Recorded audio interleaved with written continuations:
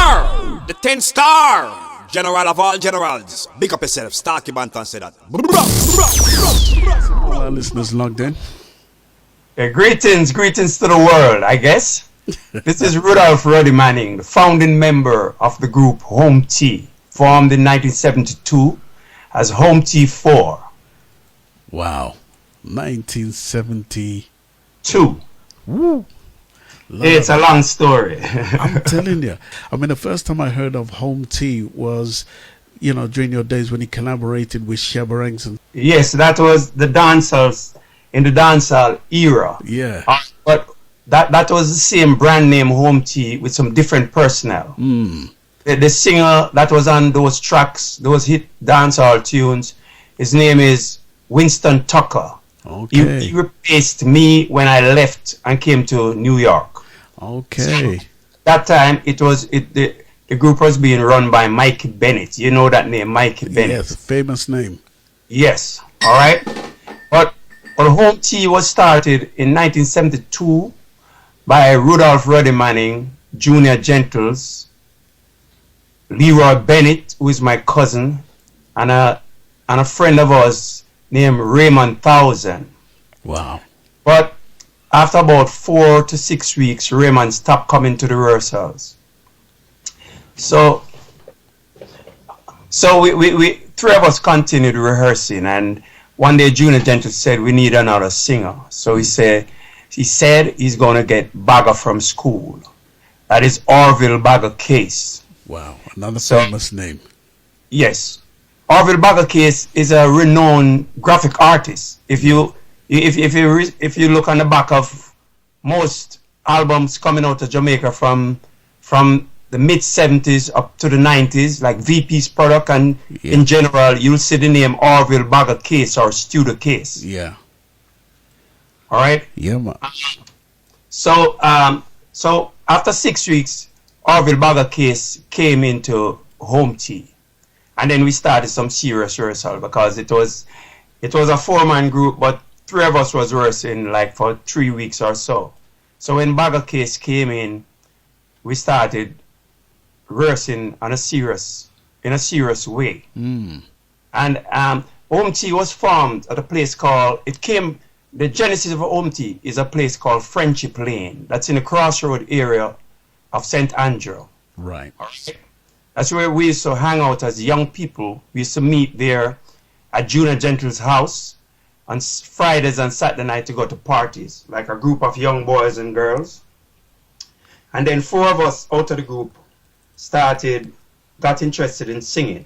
Right. But prior to Home T coming together, Junior Gentles, all right, the present lineup of Home T is Rudolph Manning, Orville Bagger Case, and Leroy Palmer. Right. But Orville Case and Leroy Palmer, they were in Home T before they came in. They were there before. Yeah. Let me explain. Like 2 of the current members and 2 of the past members of Home T attended Kingston Technical High School in Kingston. Right.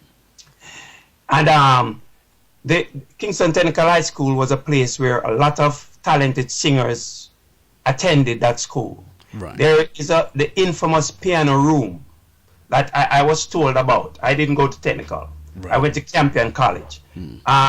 There was an infamous piano room that all who was musically inclined would gravitate towards the piano room.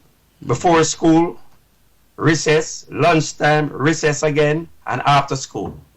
So Junior Gentles and Leroy Palmer are a 2-man group, something like Sam and Dave or the Blues Busters. Yeah. And they actually recorded at Treasure Isle Studios in 1966. They recorded 2 songs there. Right. But I don't know if they were released generally, but you might find them on some Treasure Isle compilation as Leroy and Junior. And actually, Junior Gentles sang harmony with Alton Ellis on a big tune called I Can't Stand It. Right, yes, man. You know that tune. Junior Gentles sang harmony with Alton and that from back in 66. And Junior Gentles and Leroy Palmer went through different groups until Palmer went to sing gospel, and then myself and Junior Gentles formed this group. Right. Because we used to attend Holy Cross Catholic Church. We were altar boys, and we always talk about singing after Mass. Right. One guy would like the Paragons. I love the Gaylords. Next guy love the Whalers. Yeah. Next guy love the Jamaicans. So we're always. But in that time in Jamaica, and I guess this is common to everywhere people are, especially in our black culture, you can't escape music. Right. Jamaica in the 60s, we could not escape music. So everybody was just engulfed by music. All of this music coming out of America and the great Jamaican music at that time. There's no way you could escape music. So true. So we formed that group in 1972, and we started to rehearse. And as we formed, I used to live at 12 Power Road. That's where the rehearsals were held, at 12 Power Road initially, in Kencock, in St. Andrew. Okay. There was a lady there. Her name is Miss Gloria Brebner. She used to teach at Boys Town School. And thousands of boys passed through her hands. Yeah. And from the first day we started singing on my veranda, she came on our back. There were 2 houses in the premises. She came on our back veranda and started to listen. And she started to encourage us. She was involved, affiliated with the Jamaican folk singers, Miss Olive Lewin. Right. So she immediately introduced us to Miss Olive Lewin. So we'd go to the folk singers rehearsal, stand in the yard and watch them rehearse and listen to them rehearse on the veranda, like 2 times, 3 times a week. Then she introduced us first to a man named Clyde Hoyt. He was a Guyanese national who came to Jamaica in 1938, and he was a journalist with a Gleaner. Right. But he was steep in culture. You know about folklore and all of this thing. We used to go to his house. We went to his house like 3 or 4 Saturday evenings, and he would tell us about culture, and he really demonstrated a dance to us called the machete dance, where he would wheel the machete around his body and all this. Then he would take us outside under his Julie Mango tree and teach us some folk songs.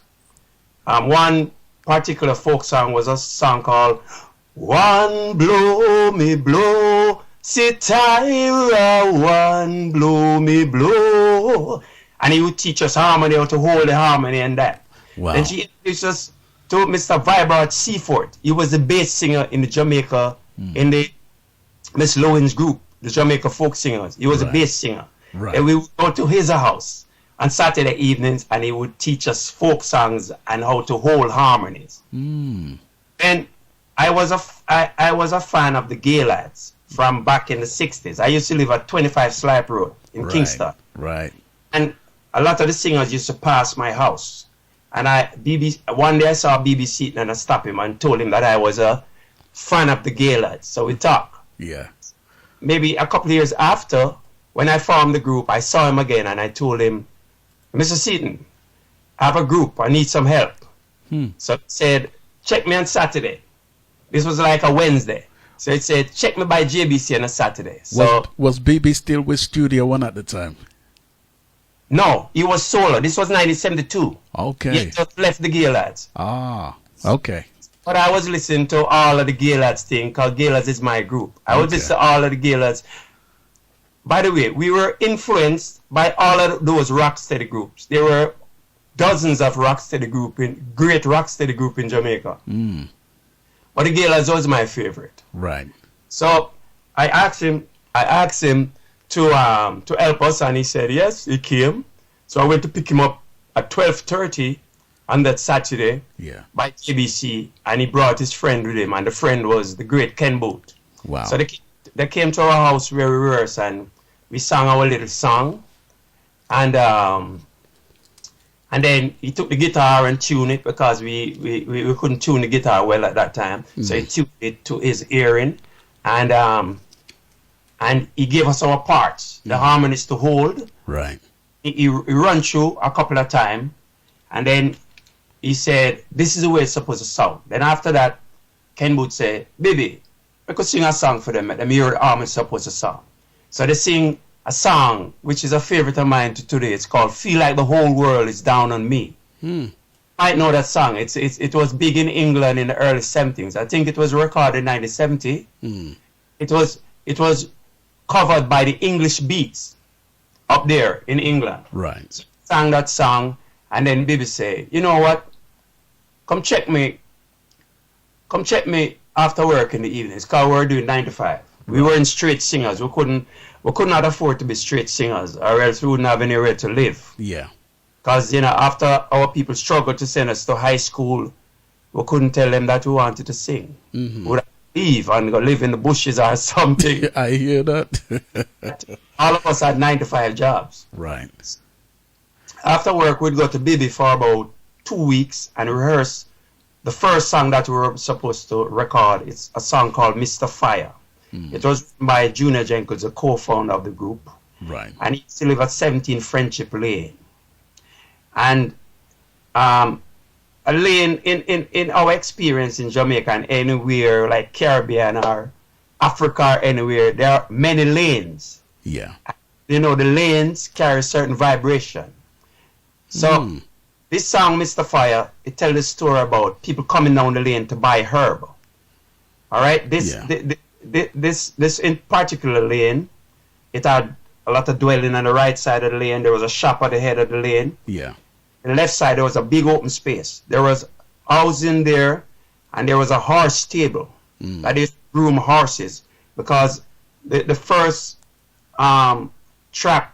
racetrack was in New Kingston, which was about 20-25 minutes away from Friendship Lane. So they used to groom horses there to go and race on Saturdays. And they used to grow food stuff around there, and they used to grow vegetable matter too. So people, and there was a weed gates there. So people would come down to buy their weed. Some people would sit on a stone or a box and smoke them weed. Some people would take it to the privacy of their house and smoke. Yeah. So being a talented young man, he wrote this beautiful song called Mr. Fire. Right. And BB rehearsed us for about 2 weeks.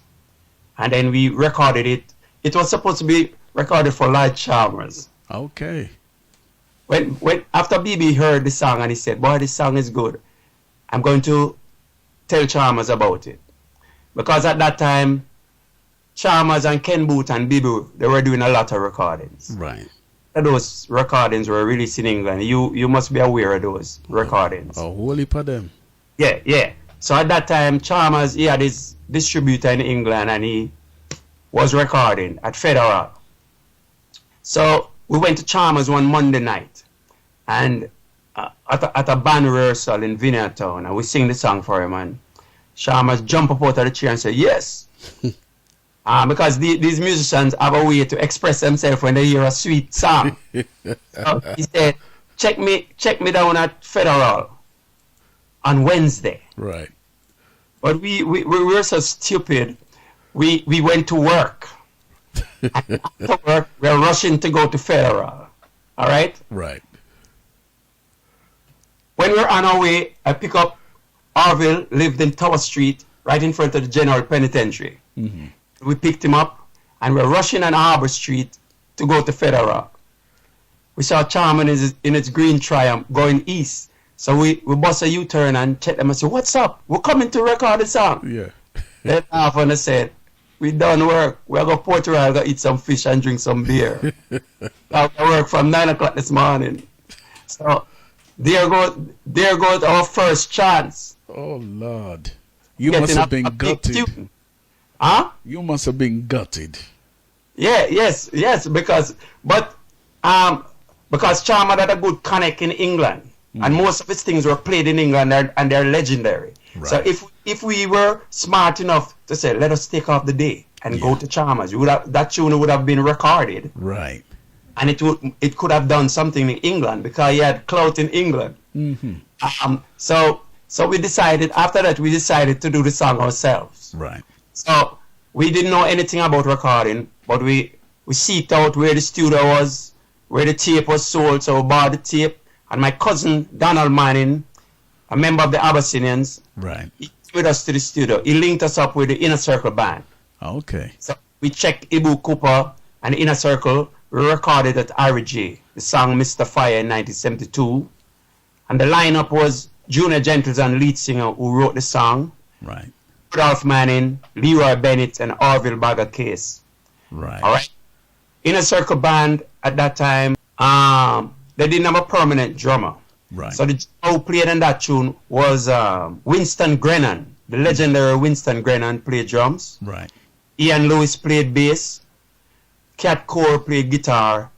And a schoolmate of mine named Paul Drisdale, Cat brought him. Right. Ibu on piano.